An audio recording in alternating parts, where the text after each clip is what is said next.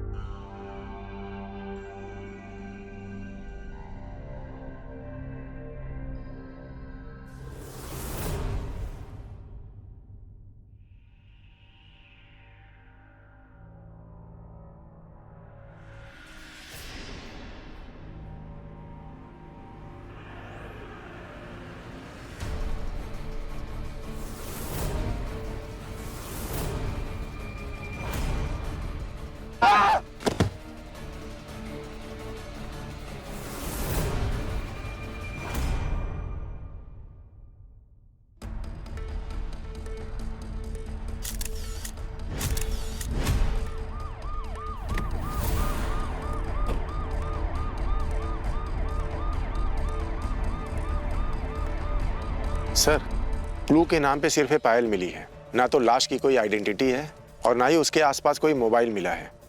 पायल काफी week clue है, हमें बहुत अच्छी तरह से ड्यू डिलिजेंस करनी पड़ेगी।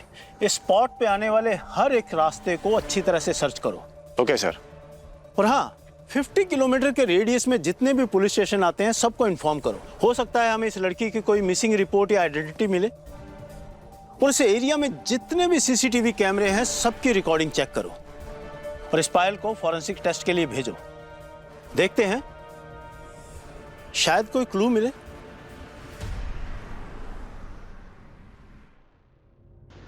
सर, ये पायल तो हमारे एरिया की नहीं हो सकती। आप इतने यकीन के साथ कैसे कह सकते हैं?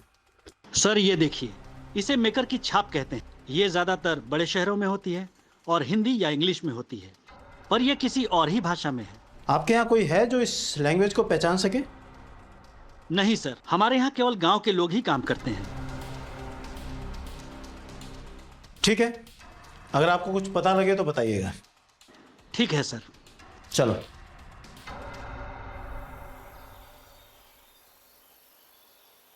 सर, पोस्टमार्टम रिपोर्ट से पता चला है कि लड़की का गला किसी धारदार हथियार से काटा गया है और उसके बाद पत्थर से उसके चेहरे को कुचल दिया गया है। समझ नहीं आ रहा ये पहचान मिटाने की कोशिश है या किसी साइको का काम जो लड़की से इतनी नफरत करता था। ब्लड रिपोर्ट में कुछ मिला? नहीं सर, ब्लड रिपोर्ट एकदम क्लियर है। कोई नशे की दवा, अल्कोहल या फिर केमिकल ऐसा कोई ट्रेस नहीं है सर। और जैसा आपने कहा था कि क्राइम सीन की जितनी भी जगह है वहां पे हमने स्निफर डॉग से स्कैन किया, पर हमें कोई भी सुराग नहीं मिला सर। सीसीटीवी में कुछ मिला? नहीं सर, लेकिन हम स्कैन कर रहे हैं। सलाम साहब। सर, इस शहर के जितने भी ज्वेलर्स हैं, उस पायल पे लगे सिंबल को हमने सब जगह सर्कुलेट कर दिया था। इन्होंने उस पायल के सिंबल को पहचान लिया है। सर, मैं भुवनेश्वर से हूँ, सोने चांदी की कारीगरी का काम करता हूँ। तो छाप के बारे में क्या जानते हैं आप? ये उड़िया में लिखा हुआ है। इस शब्द का मतलब है जय, ज्वेलरी शोरूम का नाम। भुवनेश्वर की फेमस शॉप है ये, जय ज्वेलर्स।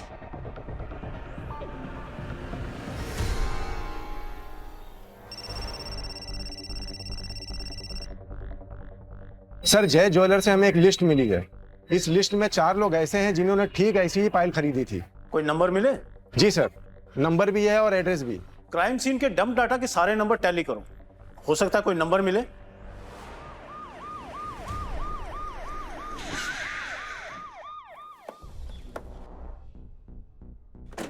तुम लोग यहीं रुको। सर, आपका अंदाजा सही निकला। भुवनेश्वर के उस शॉप से जो 4 लोगों के हमें नंबर मिले हैं, उन 4 लोगों के नंबर में से एक नंबर ऐसा था जो सेल टावर के डंप में कॉमन था, राजन कुंडू का। पर 2 हफ्तों से उसका फोन बंद है। 2 हफ्ते मतलब हमारे क्राइम डे के आसपास? जी सर। चलो।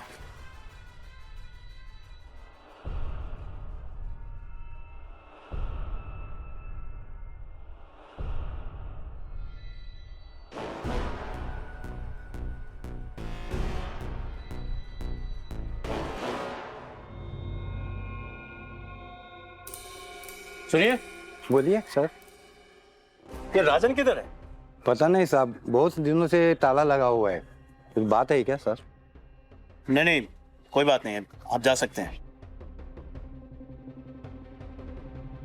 सुनो, चाबी वाले को बुलवाओ और इस ताले को खुलवाओ, और आसपास पता करो राजन के बारे में और हमारी विक्टिम के बारे में। Okay sir. जी सुनिए जरा, आप राजन और उसकी बहन के बारे में क्या जानती हैं? राजन और उसकी बहन मेघा लगभग 4 साल से रह रहे थे यहाँ। सर मेघा महीनों से गायब है, किसी ने उसे नहीं देखा। सर ये पक्का राजन के डर से भागी होगी, बहुत जुल्म करता था वो उस पे सर। अरे 1 नंबर का नशेड़ी था सर वो। 14-15 दिन से तो पूरे मोहल्ले से गायब है, और ऊपर से पूरे मोहल्ले से उधार ले रखा है उसने। और सर ये नशेड़िया का कोई पता ठिकाना थोड़ी होता है। राजन तो नौकरी पेशा वाला आदमी था, ड्राइवर था किसी बड़े घर में। कोई पता है आपके पास? हाँ लिखिए, नोट कीजिए। हाँ मेघा मैम, हाँ। अरे उनके बारे में तो सब जानते हैं, और उनका एक आशिक भी है, सागर, यही बगल में ही रहता है। Thank you.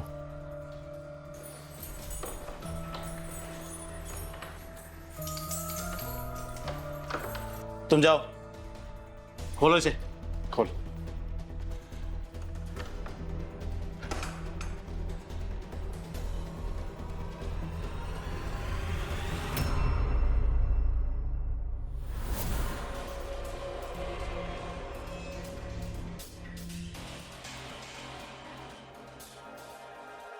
रुको, कोई भी किसी चीज को छुएगा नहीं।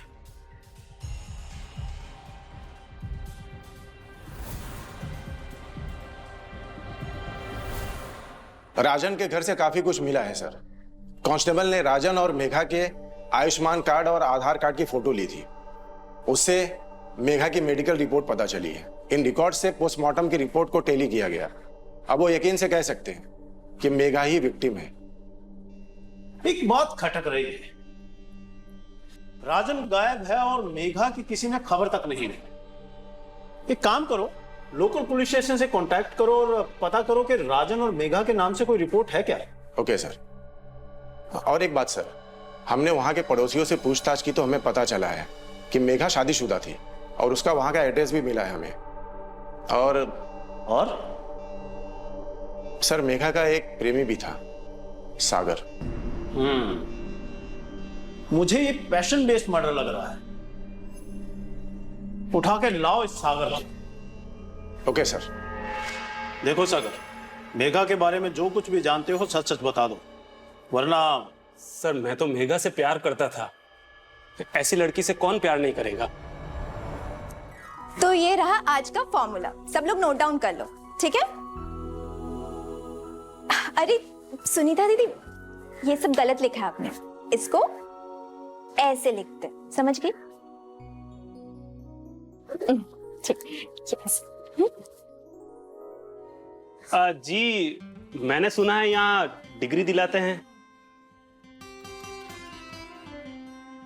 गलत सुना है आपने, यहाँ मैं लोगों को पढ़ाती हूँ, डिग्री तो वो खुद एग्जाम देकर ले लेते हैं। जी वही, एक्चुअली वो मुझे भी ग्रेजुएशन करना था। अब आइए बैठिए ना। Thank you. सर मेघा उन लोगों को पढ़ाती थी जिनका कोई सहारा नहीं था। 10, 12 कॉलेज सबको पढ़ाकर काबिल बनाती थी सर मुझे भी ग्रेजुएशन करनी थी और एक बेहतर नौकरी करनी थी, और सर मेघा की हेल्प से मैंने ग्रेजुएशन भी की और मुझे एक अच्छी नौकरी भी लगी। और सर इसी बीच में हम दोनों को एक दूसरे से प्यार हो गया सर।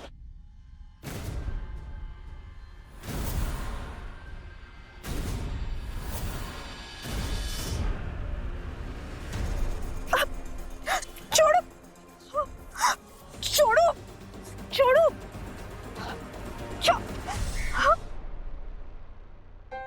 तुम। अरे बस देखो तुम्हारे लिए क्या लेकर आया हूं। टन टन। जो भी लेके आए वापस ले जाओ। अच्छा बाबा, सॉरी बोल रहा हूं ना, प्लीज मुझे माफ कर दो और प्लीज इसे ले लो, प्लीज।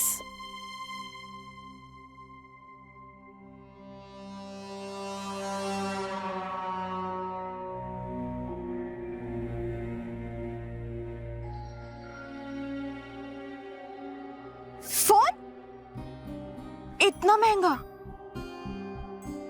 पूरी सैलरी खर्च कर दी ना इसमें। तुम्हारी खुशी के लिए मैं कुछ भी कर सकता हूँ। फिर ये सैलरी क्या चीज है? और मिस ब्यूटीफुल, ये जो सैलरी है ना, ये आपकी बदौलत ही है। लेकिन मुझे एक बात की टेंशन है। क्या हुआ? किस बात की टेंशन? मैं तुमसे उम्र में बड़ा हूँ, तो क्या पता तुम्हारा भाई शादी के लिए हाँ कहेगा या नहीं। ये सब की टेंशन बिल्कुल मत लो, सब ठीक हो जाएगा। ओके।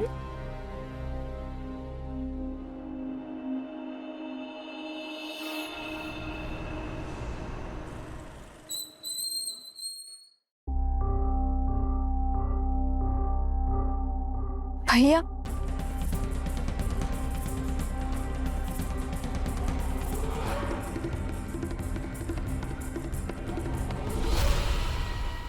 अगली बार से मेरी बहन के आसपास दिखाई दिया ना तो सही नहीं होगा। अगर सही सलामत रहना ना तो नजर मत आना। चल अब निकल। निकल बे।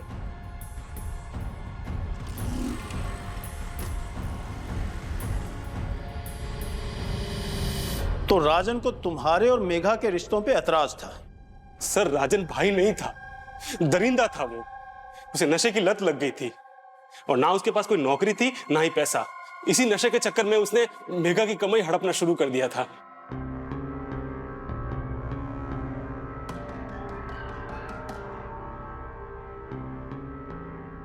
ओए सालो, पढ़ाई करके कलेक्टर बनोगे तुम, वो भी मुफ्त में। अब से इस पढ़ाई की फीस लगेगी। आओ पैसे निकालो। अबे निकालो।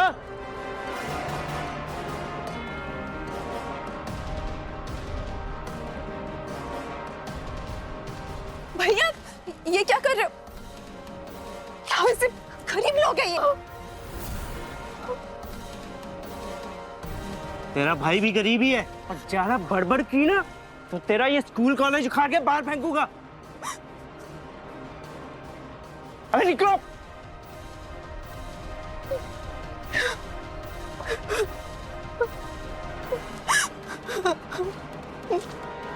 तो तुमने पुलिस कंप्लेंट क्यों नहीं की? जो तुम बता रहे हो वो तो जुर्म है। राजन पे हिंसा का मुकदमा तो बनता ही था। सर, राजन एक नंबर का संगी आदमी था सर। उसके साथ रहकर कोई भी दिन मेघा की जिंदगी का आखिरी दिन हो सकता था। सर, उसे बचाने का सिर्फ एक ही तरीका था, उसे भगाकर किसी और शहर में लेकर जाना। पर सर, इससे पहले कि मैं कुछ कर पाता, मेघा खुद ही गायब हो गई सर। सर, मैंने चुप चुप कर उसके घर के चक्कर भी लगाए, पड़ोसियों से पूछताछ भी की, लेकिन सर उसका कुछ पता नहीं चला। फिर सर एक दिन अचानक उसका फोन आया सर, तो हमने हमारी एक सीक्रेट जगह पर मिलने का प्लान बनाया। सागर, भैया ने मेरी जबरदस्ती शादी करवा दी और बदले में मोटी रकम ली है। उन्होंने मुझे भेज दिया है सागर।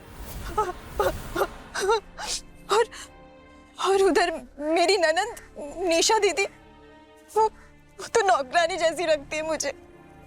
मुझे वहां नहीं रहना है सागर। मेरा दम घुटता है वहां, मुझे नहीं रहना। प्लीज मुझे बचा लो सागर, प्लीज मुझे बचा लो, मुझे नहीं रहना प्लीज। सर, जिस मेघा ने इतने सारे लोगों की जिंदगी संवारी थी, आज वही मेघा अपनी जिंदगी के लिए गिड़गिड़ा रही थी।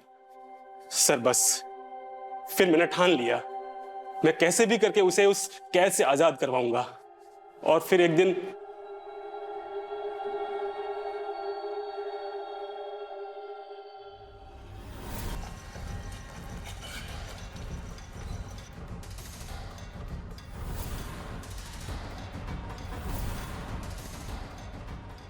तुझे मैंने पहले भी मना किया था ना कि मेरी बहन से दूर रहना। तुझे अपनी जान गंवानी पड़ेगी।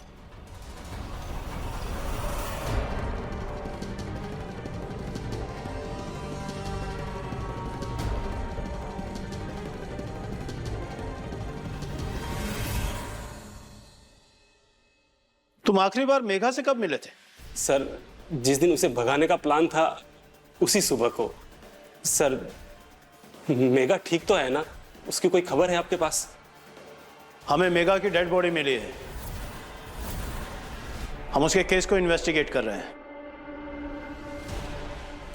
बॉडी मेरी मेघा की डेड बॉडी।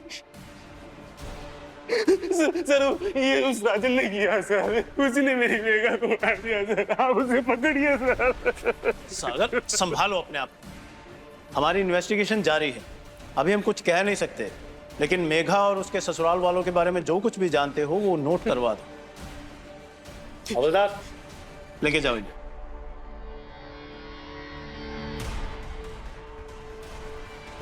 सर ये कुछ टेढ़ी खीर लग रहा है।